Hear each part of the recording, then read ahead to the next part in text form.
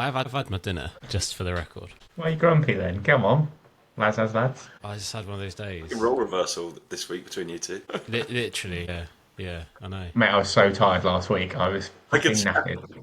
I was Honestly, so tired. last week you're just like, yeah. So I just see, yeah. What else says basically? I literally written for it. I was like, I've got nothing left. I said to Rose. Rose was like, how did last week's go? And I was like, fucking shit. Position. Andy Power at the last flies down. Andy Power has gone but in front of the last left. Melody Light the first time. They're running up towards the finish, and he's mistaken the winning post. He's mistaken the winning post completely. Roger Lockwood and Aintree. From Archibald, Hardy Eustace defends his title. From Archibald, who's flattened out in second. Then in front of him, White is beginning to come. He's drifting off the true line. He's fine, and this was to become the series of going to win his fourth Betfair chase, and Cordo Star is still the king. Cordo Star wins. Right, hello guys, welcome to another episode of Tailed Off. This is a no holds barred podcast that dives headfirst into the wonderfully weird world of horse racing. As a reminder, I am the racing newbie, the racing idiot, and I'm joined by good friends, Elle and Duncan, who know a lot more about horse racing than me. How you doing, guys? You all good? All good, mate? All good. Better than last week. Apologies for Better my than last week? shit performance last week. Half asleep. Yeah, Not good. performances are I sort have of to up put and you down. on a Elle's- pit after that. Just ask Rosie. Performance improvement plan for Duncan. Yeah. No, it's all good, mate. It's all good. We've all got a day job, unfortunately. So, Yeah, this isn't our day job, unfortunately. Not yet.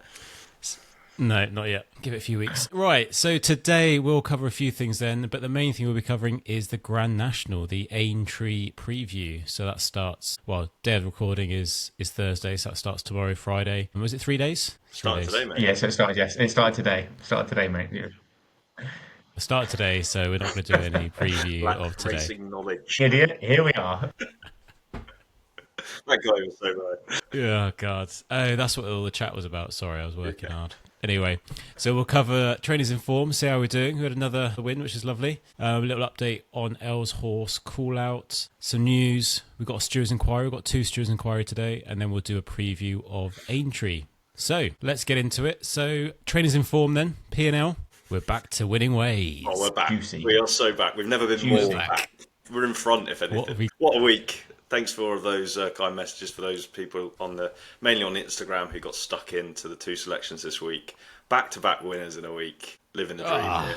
After a couple of, as we've said with this, you will go for a couple of losers, and it's the long-term profit that we're after, not winners every week. And actually, 3 of the last 4 selections have won, so we're in flying form, which is About to say great. that. It's unbelievable.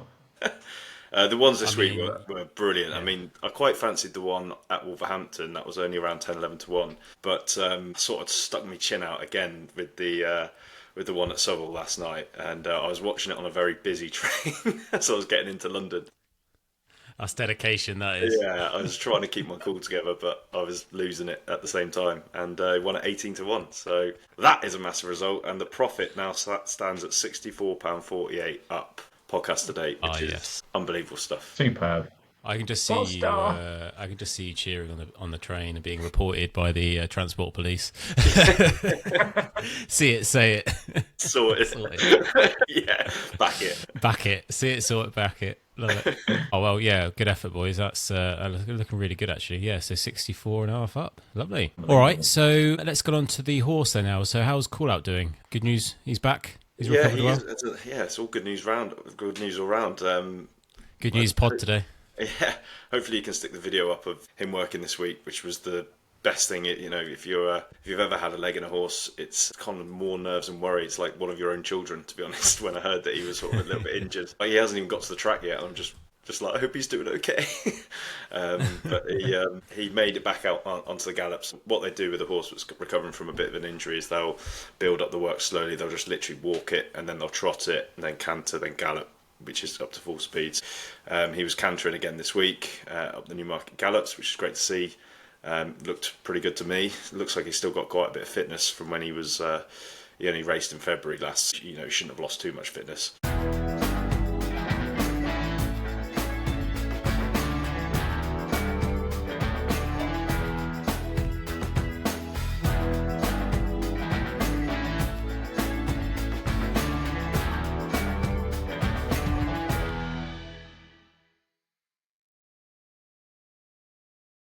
I'm actually going to go and see him on Saturday. So my first trip to Newmarket.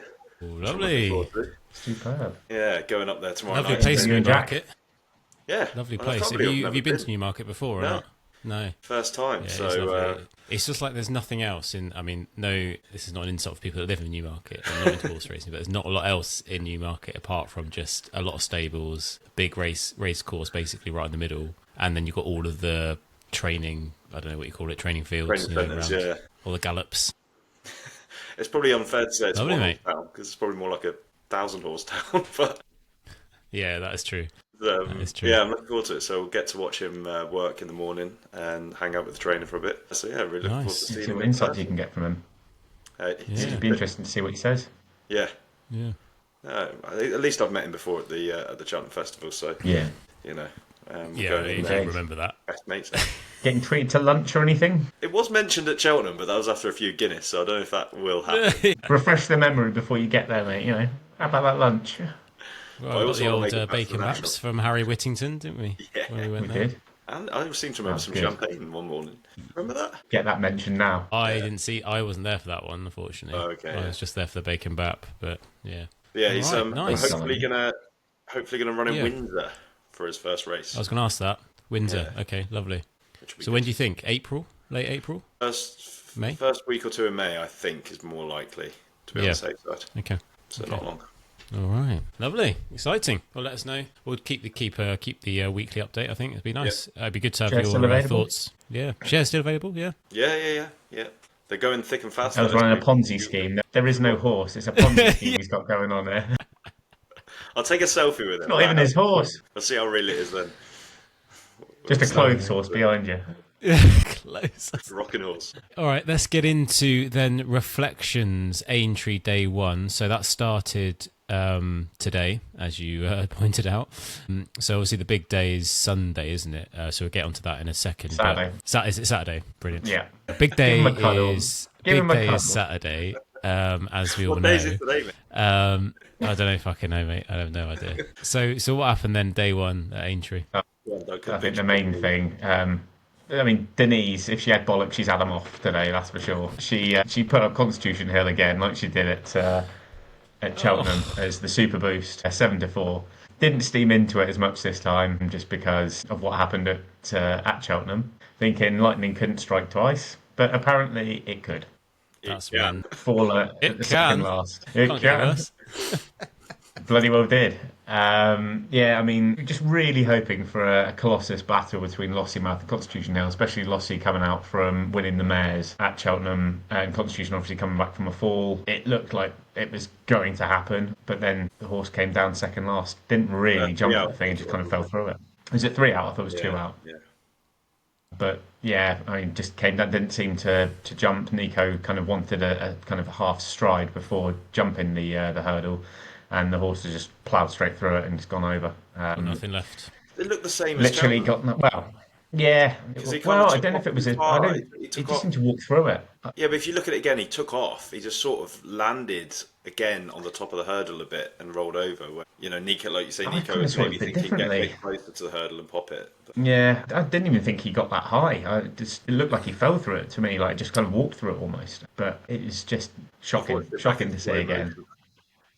Yeah, exactly. But I mean, I don't think Nico had him in a very good position anyway. He kind of got him buried on the inside behind 2 horses that were never going to kind of win the race. They were kind of the outsiders. And then Woodoo, who obviously won for us thanks to at the Cheltenham Festival on the Martin Pipe, kind of just sat him, boxed him in, and Paul Townend had a lovely ride round on Lossiemouth on the outside just before he came down. I mean, he didn't look like the winner to me, but you never know that far out. But yeah, I mean, credit to Lossiemouth, jumped brilliantly and stayed on well. I haven't obviously been following Constitution Hill for as long as you guys have. It just seems mental that she's fallen twice in 2 races. Has that happened before? No, he's literally won what's every happening? race before the last 2.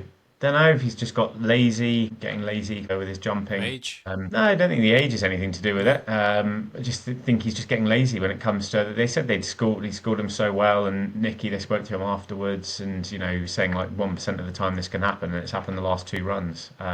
But it's hard to know. They talked to him afterwards. Would he go to Punchestown Festival now as kind of a last-ditch effort to maybe save the season in some way? Yeah. Nicky seemed to be kind of potentially keen on the idea. Again, classic Nicky, could shit house out of it like he does. So he might. He's going to have go, to he go might now. not. He's got nothing. I think he has to. He's got nothing. He's got nothing to lose. Like, you know, if he'd won might today, as maybe well. they would have just been like, no, we'll put him away and save him for next season. But he's got nothing to lose, so he may as well go and give it a crack, see what happens. Yeah. And I mean, that would be colossal then. again. Yeah, exactly. Yeah, exactly. Denise will be ready to go. I was watching it on a work call on camera, and I was trying so hard not to make it obvious that I wasn't paying any attention. But when I saw him go down, I was like, my face was like, oh, when Terry's on him and he's just fallen. And then I got asked the question. I was like, What do you think of this? Do you know what? Fuck your question, Karen. I've just lost my nuts on this horse. Yeah, and it looks he's like just you tickled agree him with and that. taken him. Yeah. It looks like you're crying, Elliot. You're right. Yeah, painful. All right then, El. You've got a bit of news as well. Willie Mullins. Well, yeah, Again. it's just more on the reflections of day one at Aintree. It was just the Yeah. Willie Mullins show. I mean, he absolutely ripped through the first 4 races of the card. We obviously just spoke about Lossiemouth picking up the pieces from Constitution Hill foiling.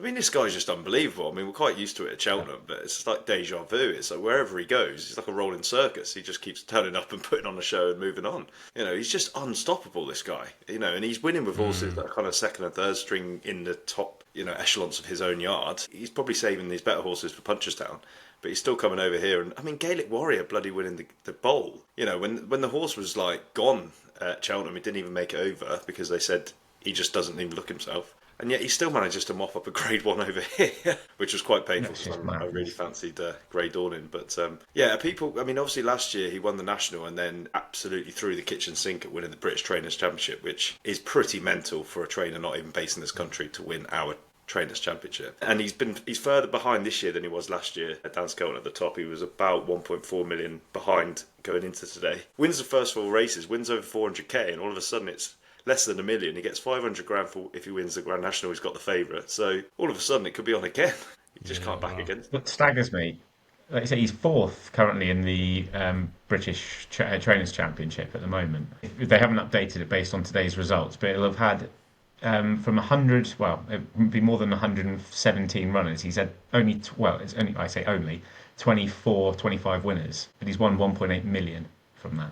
Just ridiculous, absolutely ridiculous. So that will take him up to 3rd. So he'll go on near enough 3rd place, just ahead of Nicky. And there's only like a few hundred grand between him and Nichols. And then obviously Dan Skelton smiles out at 2.8, 2.9 million. Yeah, but wow. It's ridiculous that he mad. can still get Just that back all close. his horses tomorrow if you watch this in time. No, Yeah, exactly. I mean, trainers in form. There you go. Yeah, just back Willie. Just back Willie all day long. In Willie we trust. Yeah. Willie we trust. Right, let's get on to Stewards Enquiry then. So, what have you got then, El? You've got one? So what happens at the photo finish? They just Stewards Enquiry.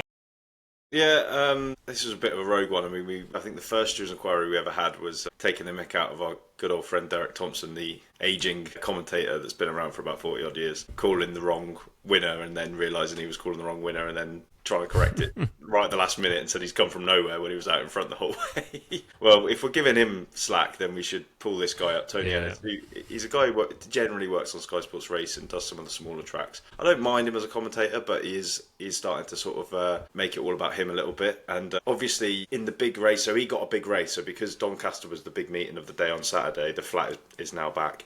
The Lincoln Handicap, which we previewed, was the feature race. So obviously he knows that that's all going to get clipped up. So that's your shop window as a commentator to put together a lovely call right when it matters and climax the finish, and that'll just get clipped and clipped. So there was a really close finish between Oliver Show and the horse that I actually backed, Goodwinson, and you could see. I mean, I watched it again just now, and it's like a head bobber. But the horse that was out in front for the last sort of half a furlong basically got ran down by the other one. But it was a photo finish, and they needed the judge to call it. But he just called the other one like dead certainly, and he was like, and Oliver Show's won the Lincoln, going mental. And I was like, I don't think he has. Well, you know, it's close. We'll have to check it. Yeah. Checked it. It was the other way round, which, you know, I don't mind that. One, it's pretty risky to put your chin out and say I've called the winner Yeah. when actually it wasn't. But what Sky Sports Racing have done, have made him, for all the social media clips, have made him redo the commentary after the race. So then so the link I sent, if you could stick maybe the end of the both videos. Well. Randy, and now Oliver's Show in the black colours is storming home for Billy Loughnane, and Oliver's Show is going home best from Godwinson has flying. Oliver's Show won the Lincoln. Oliver's Show for George Bowie, and Billy Loughnane has just about won the Lincoln. Yes, on Oliver's Show. Oliver's Show going on from a Randy. Godwinson from a long way back is surging very late. It's going to get close. This is desperately tight between Godwinson and Oliver's Show. It will go to the judge. Between those two, it's very close between them. You'll hear him call it wrong, then you'll hear the second version, which has like been corrected. It's been dubbed. Yeah, it's been dubbed, and then he just calls a photo. And I just think Stewards Enquiry on that. I'm sorry, mate. You're not getting away with that. Stewards Enquiry. Well, you look at they had the reaction of the owners after he called it in the parade ring, and they were going mental. Like even the trainer George Bowie was going mental with them, all jumping and hugging each other and all this stuff. And they've not even won it. It's that is the worst. That's the worst than a VAR goal. He'll be getting pelters from them for days, and I don't blame them. God, that is Stewards Enquiry. All right, that's a good one. I don't think you're going to beat that, Duncan. But what have you got, Stewards Enquiry this week? No, mine's more of a rant. From the Aintree one today, Aintree races today. I think it was the Fox Hunters. The starting mechanism, as they call it, broke, and I don't even call it a starting mechanism. It's literally a piece of bloody string that goes across the track, and then they just release it. And it broke, so they couldn't get the string across the track to release it. So you got the starter going mental at these amateur jockeys and that, trying to get the horses into a line to let them off. And I'm just like, I mean, come on, like there's got to be a better way of doing this now. Yeah, it's right. 2025, not 1925, and they're still using a piece of string across the track. Piece of orange Sort string. it out. It's ridiculous. Absolutely ridiculous. I've heard this argument a lot, but it's like I can't think off the top of my head of what would be better. Like obviously something would be better, but I mean, what should they have? Like a massive fence that just comes up, lets them go. Almost potentially, yeah, like they do with the flat. I know they're obviously in stalls. You don't do it in stalls, but maybe something that does that, and then we'll just kind of like flip up when they're ready to go. Yeah. But a piece of string, that's not going to do anything. I know it's probably to protect the horses. They don't have something big, Yeah. but there's got to be a better way of doing it than a piece of string. Even just a nice little bit of tape would be nicer than a bit of string. You know, just as like anything. start. You know what they should do? They should have, you know when you do musical chairs and you just go round and round? They should just make them go round and round, and then when the music stops, the race is on, and then like some horse Running facing the wrong way. Imagine that. They'll all be dizzy. They'll be like, oh, what's going on here? He's just falling off left, right, centre. That'll be one to Yeah, I take. just don't know if that's going to stick. It's got to be better than string. Give it a go, why not? Well, yeah, fair enough. Well, I'm glad you got that off your chest, Duncan. I'm glad we helped you with that. Yeah. Feel better now. Feel better. It's taken over from me ranting about stupid Yeah, I races. know. Yeah, nobody else. What's going on here? Anorak corner. Oh, Role we need to. reversal. That's a new segment. That is Anorak corner. Anorak corner. There we go. Call for that for me. I'll take it. Love it. All right, let's get on to the Grand National preview. So hopefully this will come out Friday morning. So we'll start with Friday, Saturday, and Sunday. So shall we? What is there? There's no Sunday. There's no Sunday. Stop with the Sunday. It says Sunday. Thursday, Friday, Saturday. Why? What do you mean, why? Why You can't sell corporate hospitality on a Sunday. That's why there's never good racing on a Sunday. Yeah, it's all about the piss. It's not a sport for the people, is it? This is going in Anorak corner next week for sure. Yeah, this is going. Yeah, that is mental. Okay, fine. Sorry. So we're doing a preview of Aintree. We're a day late. Yeah, but we've got the That's Grand what we National do. final field. That's the most important thing. That's why we've done it now. Correct. Yeah. It's all done intentionally. This is all yes. planned From based, now. thrown together. And it's not. Yeah, it's not all thrown together. This Right. is strategically placed in the week. Yes, right. Let's get into it then. So, what are we doing? How are we doing this? Are we doing next best? We're doing Friday and Saturday. We're looking at tell you Friday and it is, Saturday. I'll tell you it is then. Right. So This is definitely getting clipped up. But okay, fine. I'll start with you then, Duncan. So, what have you got? Friday, Saturday. So I've got two on Friday that I've picked out. So in the 255 and the 2 mile novice hurdle, I couldn't be bothered to write the name of it out because it's some stupid name. But it's Tripoli Flyer, which is currently 10-3. What I kind of look at with this, and Elle will probably back me up with some of this as well, is looking at horses that have bypassed Cheltenham, have not gone there because they are potentially fresher than horses that are obviously coming from Cheltenham. Where they probably work their socks off, given everything, and then they're only coming back 3 weeks later, which isn't a long time to kind of get a horse prepped and ready again. Obviously can be done. time, but I think it's better to look elsewhere. So Tripoli Flyer was entered in the Supreme Novice Hurdle, but was a non-runner. So I'm liking the look of this one. Last ran for Fergal O'Brien in the Dovecote at Kempton and won in great style by 7.5 lengths. He came second in the National Hunt Flat Race at this meeting last year. So I think it was another one of his stablemates that actually beat him by 1 length. Is it Paddy Brennan's last? No, Paddy Brennan.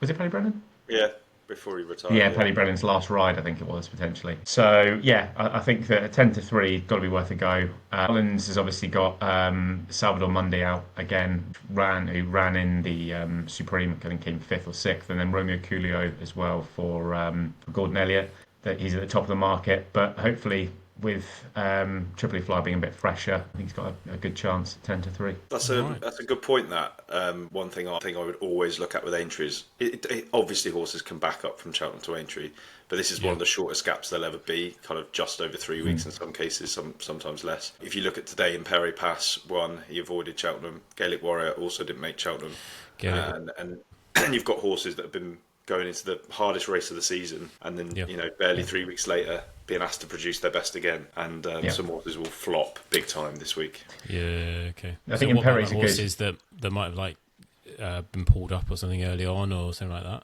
Yeah, I mean, if came came in in as getting like into favourite. the mixer of a race at Cheltenham. But what I'm saying is, it doesn't mean they can't back it up, because obviously plenty do. But my favourite angle is horses that have kind of come here fresh, as Duncan said. Yeah, I think, like you say, Imperi Pass is a great example of it, because you had Django Bay, who obviously won the Arkle, and he's obviously had a tough race there. Then come in today and I think finished 4th, maybe 3rd or 4th. No, he was second, staying on in the end. Oh, did he finish second? He stayed on for maybe second, but he was Imperi was miles clear. So yeah, it does go to show that there is method in the madness. Yeah. Okay. All right. So that's the Novices Hurdle. What are you doing for the evening race, 5:15 handicap hurdle? Yeah, so it's the last race of the day, the 2 mile handicap hurdle there.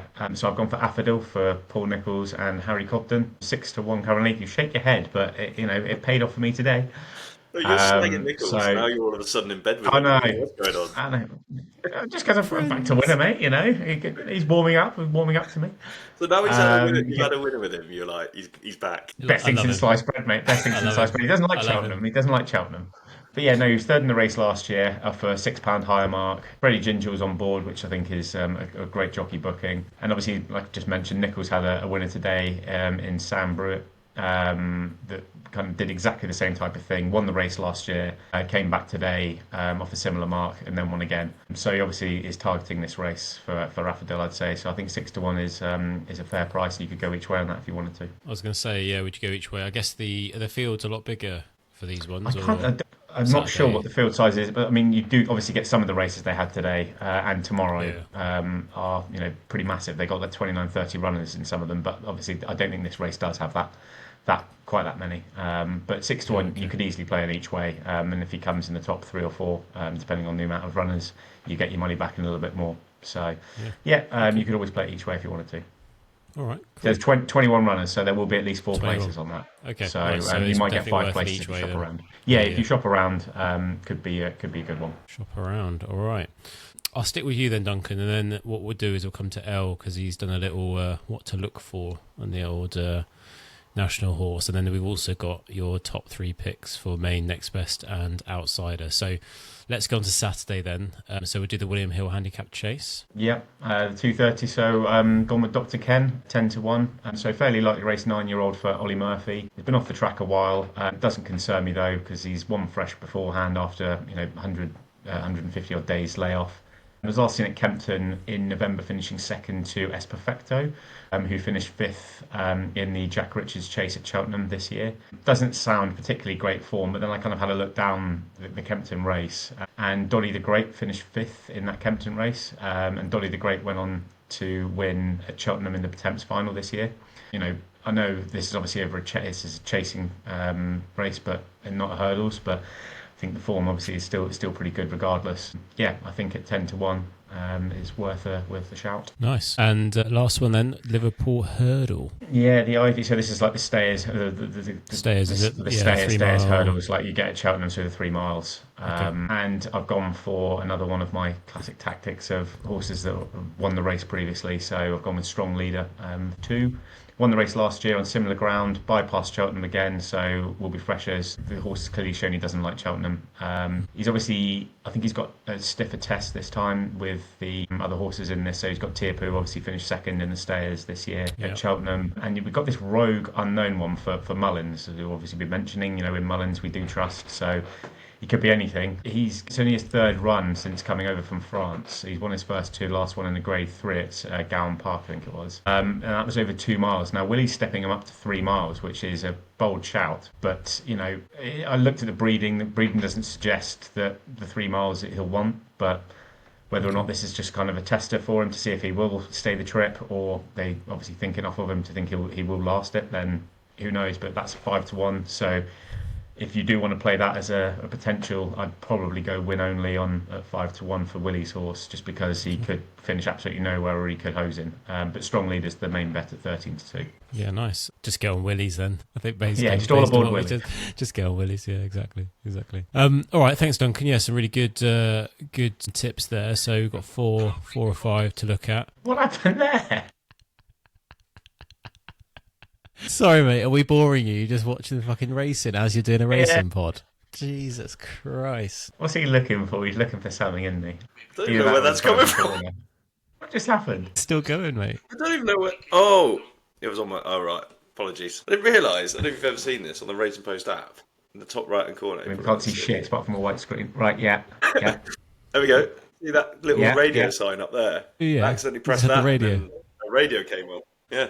I never even knew that. You're lucky. So I couldn't figure out where to turn something off. Let's get on to your section then, Elle. So you've done something slightly different. I really like this course. We put it up, this map that you put there. It's when you look at it, you're like, bloody hell, how do they get around? So we'll do a little segment on what to look for a Grand National horse then. So what are you looking for? Yeah, so in this picture that you'll put up, I thought it was really helpful for people to see the course, because if anyone's been watching the racing today, it's just on what they call the Mile May course, which is much more of a normal race course for jumps. But then you'll see out in the distance there's this massive, big kind of V shape, which is the Grand National course. You'll see they used to start right, basically on the winning post, right in front of the stands, but the horses would get too lively doing that, so they've actually made the race a little bit short by starting it further away from the noise of the crowd.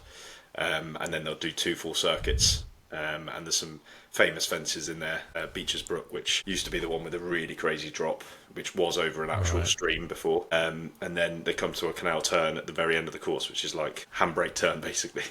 I mean, that's a savage, to get around that and jump is, I also learned... Go on. Is that the 90-degree one, sorry, where they literally kind of come in at such an angle, or is that Foyne-Avon?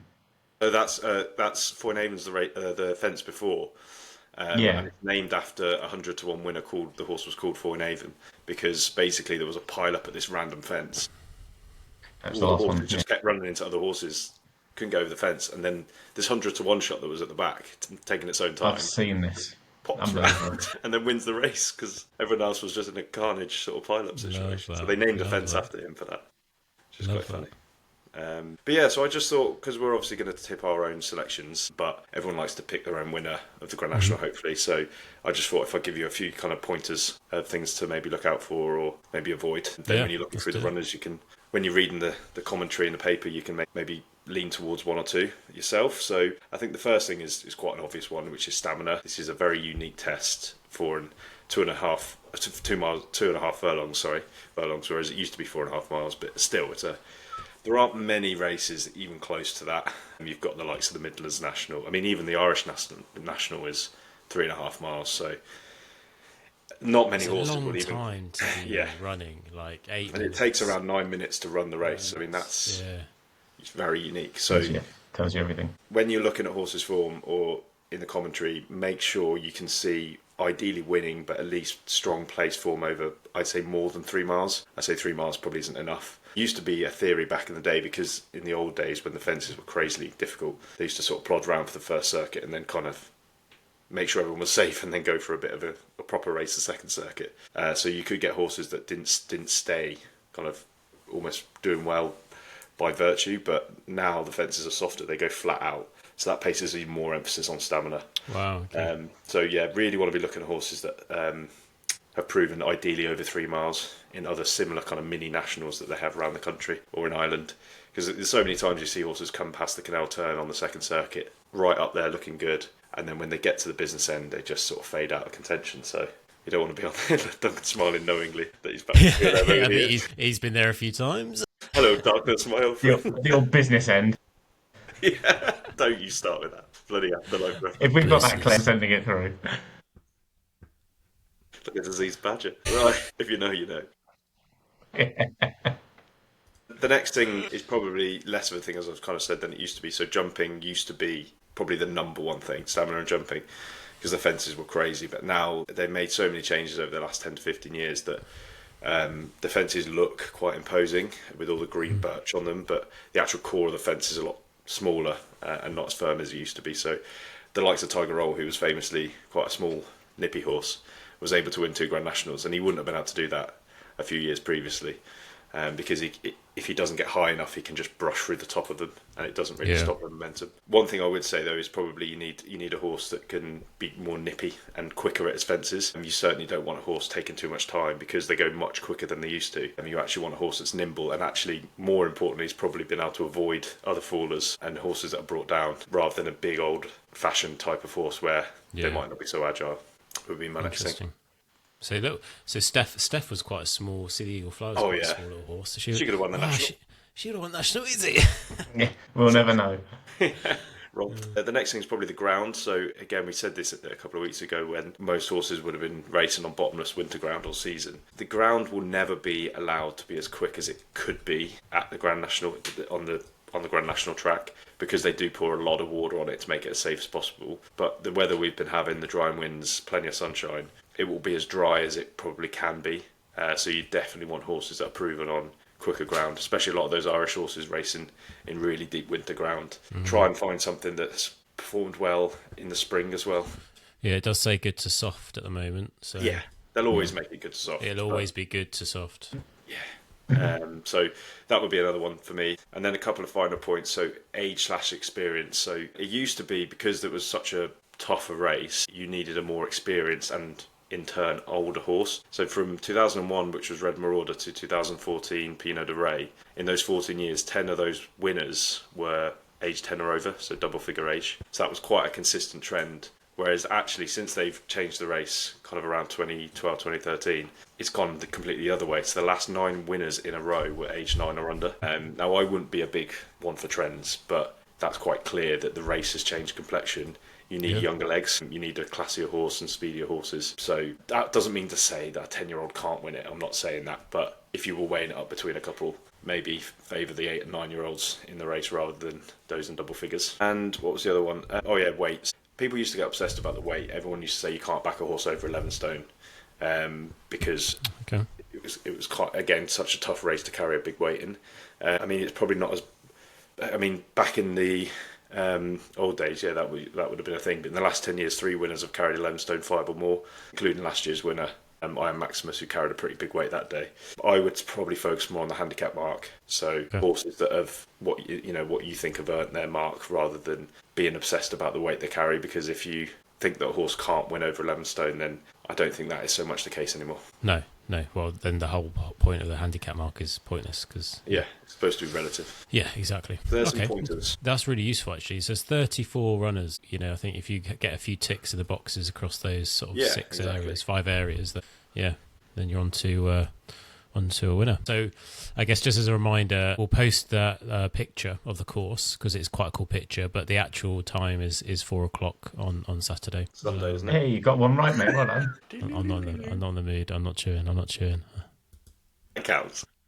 Come on. Right, come on then. Let's have your Grand National selections. Right, so Duncan, I come to you. Do your main one, your next best, and then your lively outsider. But let's just do your main one first. Cool. So after everything else just said about the age, not looking for anything over 9 years old, I'm going in with a 10-year-old for my main bet in Vanillier.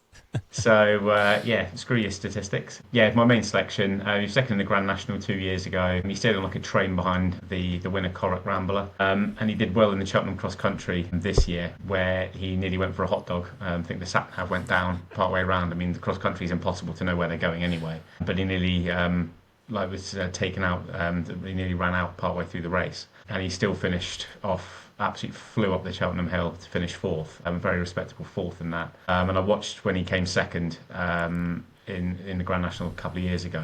He did exactly the same thing. I think he was so far back, but he finished like an absolute train again. So he clearly stays the trip. I think he's a couple of pounds lower than he was. Same mark. Is it the same mark? Same mark. So he's the same mark as he was beforehand. So he can clearly do it. So yeah, I think he's got a great chance for the shrewd Gavin Cromwell. So you'll do each way on pretty much all of these, I guess. Yeah, definitely each way. Not 5 cherries. Come on, 5 cherries on the nose. Sorry, not doing that. No 5 cherries. Constitution Hill screwed me over. Can't do that. Yeah, it's a scar that's not going to go away. Yeah, exactly. All right, that's your main pick, Duncan. What are you going to say, El, for your main one? Yeah, my main one, trying to kind of put together all of the things I was talking about in the pointer section. I mean, it is really hard to pick one. He's chosen a 12-year-old. Yeah. A 12 stone. I'd have laughed so hard if he'd picked something that was over 10 years Never old. won on soft ground. Yeah, exactly. It was like a 10 stone 2 or something like that. Like, one of those. Never been out in the 90s. Never Mine's been actually out. an 8-year-old, so fuck you both. Thank you very much. Yeah, I think that this one has sort of started to come into people's mind quite a bit for this race, and he has shorted quite a lot in the last week or two in the betting. So my one is Percival Le Gaulois, for those Frenchies out there.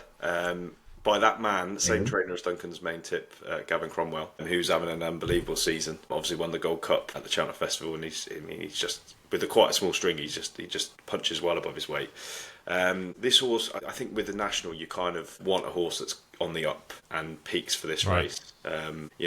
It's very rare that a horse will win it having sort of been at a peak and come back and then come back up again to win a national. You want horses that are probably ahead of the handicap is the fairest way to say it. And this horse sort of fits that bill. He's won his last 2 races, obviously 8 years old, as I said. Interestingly, they quite a kind of tried and tested path for the trainer and particularly the owner is when they think they've got a national type horse, for example, they will start its career off over shorter trips so that it gets experience, but it doesn't go up in the handicap because it's probably running over a short. Basically, it's quite sneaky what they're doing. Yeah. So he's not showing his best. He hasn't had his best conditions or optimum conditions until it really matters. But what you don't want to do is win 3 or 4 races at the right trip. It's a bit of a risk, though, isn't it? It's a bit of a risk because you don't know if they're going to perform at that. Yeah, but they're not worried about what happens in between. They're worried, they're bringing them on gradually. So then last season he started off sort of just over 2 miles. He was actually favourite for the Galway Plate last year, which is one of the biggest races in the summer in Ireland, and was staying on at the end of that race. That's over 2 miles 6. And then this season they've stepped him up to 3 miles, which is clearly what he's been waiting for. And he won a really valuable Paddy Power chase at the not the Dublin Race Festival, it was at Christmas at Leopardstown. That's one of their most competitive handicap chases in Ireland. And Leopardstown's quite a stiff uphill finish, so that's just over 3 miles. And he was stayed on so powerfully to win by around 7 lengths. That sort of put down a marker that this could be a stayer to follow. They then obviously knew they had a mark high enough to get into this race, because that's half the challenge these days, because you need to be quite high to get in. But then what they didn't want to do is obviously race again and go up even more. So they raced him back over hurdles, which is kind of a thing you do see a lot with trainers that are just, we need to get the horse running, but we don't want to go up in the handicap over fences, so we'll run it over hurdles. So it was really probably more of just a prep run than anything.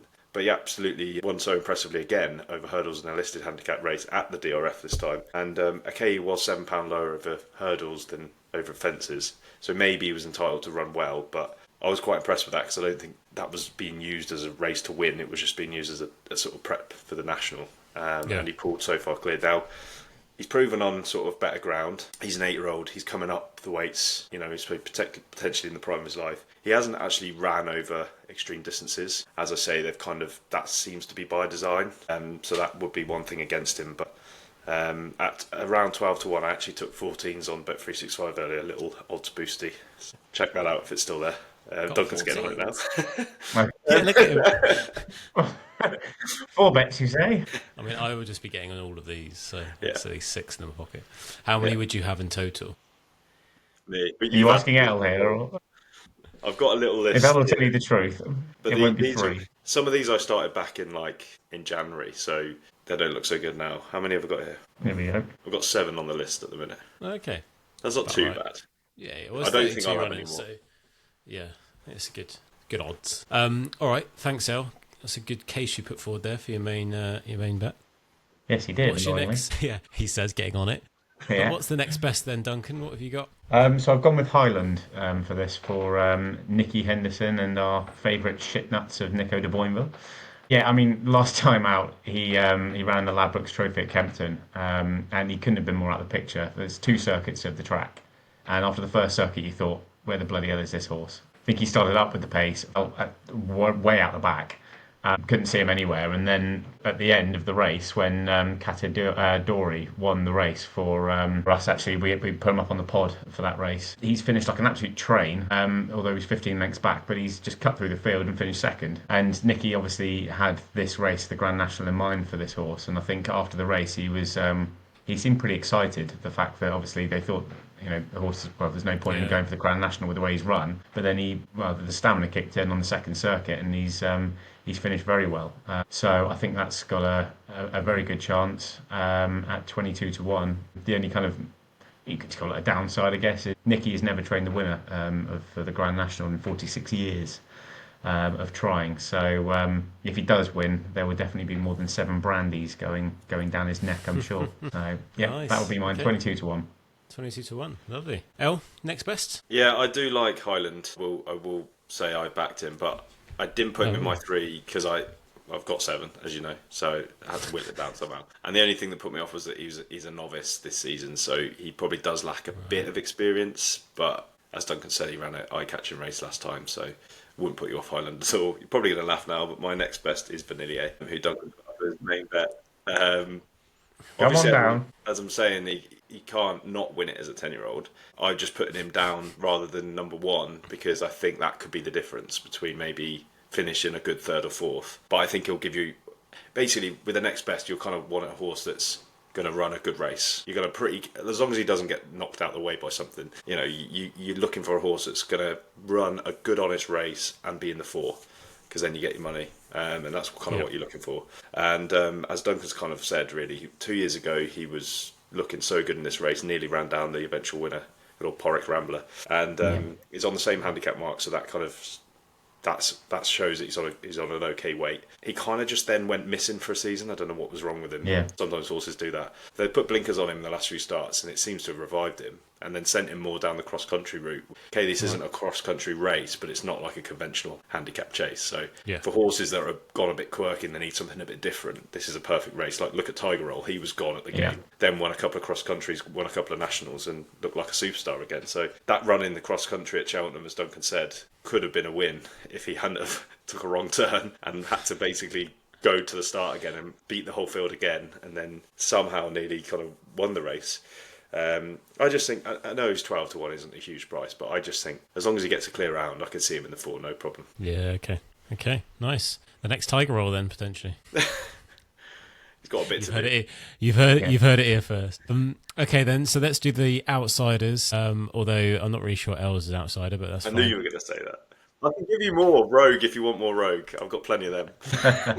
Yeah, I've got plenty of Roguey bears. Go on then, Duncan, who's your Yeah, so I've gone with Manila Indo, and again another one of the stat busters, hopefully for El.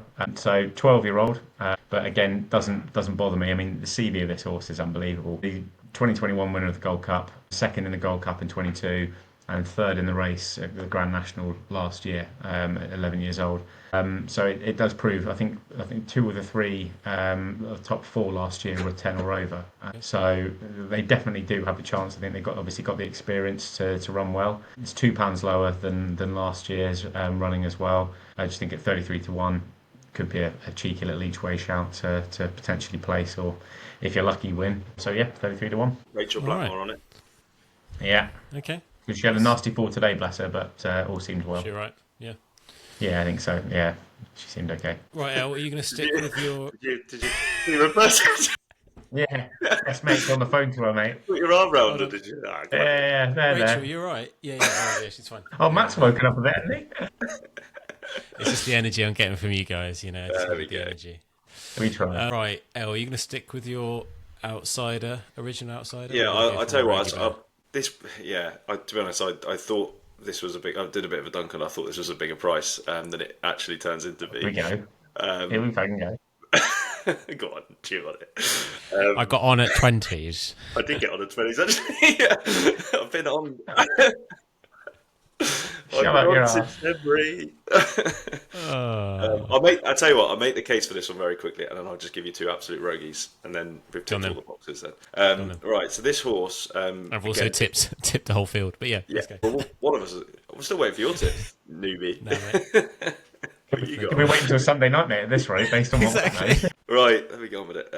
So this horse definitely tips a lot of the boxes that we said before. So he's got proven stamina.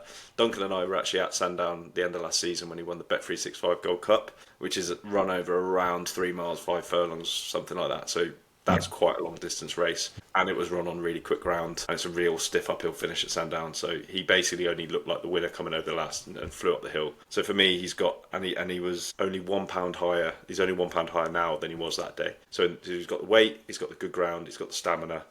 The only thing probably against him is that he's looked a bit shit this season, but then he looked a bit shit last season, and then it came to the spring. He was third in the Irish Grand National, and then came and won the big race at Sandown. So I think they probably thought from that day a year ago, Aintree's the target next season. So again, you don't want to be too high. If you're going to win the National, you've got to come back down. So they've messed around with him, and hopefully he's ready to strike. So he's one I like. He's 16-1, which I know isn't a rogie, but he's the one. That was nearly my other pick. That was nearly my other pick out for exactly the same really? reasons as my as mine, to be fair. So, but I think it was just put off again by his form and that, and I think there's probably higher class. He just doesn't seem to win like the really. I mean, obviously the Gold Cup at Sandown's decent, but you come up against like really like decent horses, he just seems to not last. But again, you never know. You never know. So yeah, great chance. The only thing is, maybe it's because Emmett Mullins trains Meeting of the Waters, doesn't he? Yeah. I thought Danny Mullins might have been on Manila Kakuna. Yeah, Johnny Burke is I don't know if that's like a negative, but I don't know. Maybe he didn't even have the choice. Yeah, I can't think of what's Danny on. He's on Meeting of the Waters. Yeah, but it was with Willie now. Sorry, he's not with Emmett. Oh right, okay, that makes more sense. Then. Okay, right. Give us two rogies. No, I'll give you one. I'll give you one because the other one's now less than 20-1. You'll have a go at me for that. So 25-1 is the best we can do from the rogies. All right. 3-card brag, Sean Bowen, who's been absolutely flying the season, Gordon Elliott's horse. He put this up. I've heard him talk about this horse for months. Every time, because he always has a few runners in the Grand National, you're kind of looking for which one does he really fancy in amongst it. And 3-card brag, he's just bags of stamina. The only thing is a lot of his form is maybe on softer ground, so that's one slight negative, but he will stay longer than the mother-in-law. So at 25-1, you could do worse than have a few pennies each way on that one. Lovely. All right. Cheers, guys. That was good. So good few tips there. So, we did Friday, Saturday, and then obviously we've done Sunday. the Grand National, and then Sunday as well. On that note, I'm going to wrap up. Thank you, guys. Thanks for tuning in. Let us know if you're liking these podcasts. Drop us your questions, your comments. If you like it, then please share. And make sure you subscribe so you don't miss an episode. So you can watch us on YouTube, Apple, Spotify, and then you can message us on social media, so Instagram, TikTok, X, and then obviously our tailedoffpod@gmail.com. So guys, enjoy Aintree, enjoy Grand National. Until next time, have fun, race hard, race smart, and try not to be tailed off. Cheers, guys. Cheers, guys. Cheers. Position. Annie Power at the last flies down. Annie Power has gone, but in front of the last length, Melody Light. The first time, they're running up towards the finish, and he's mistaken the winning post. He's mistaken.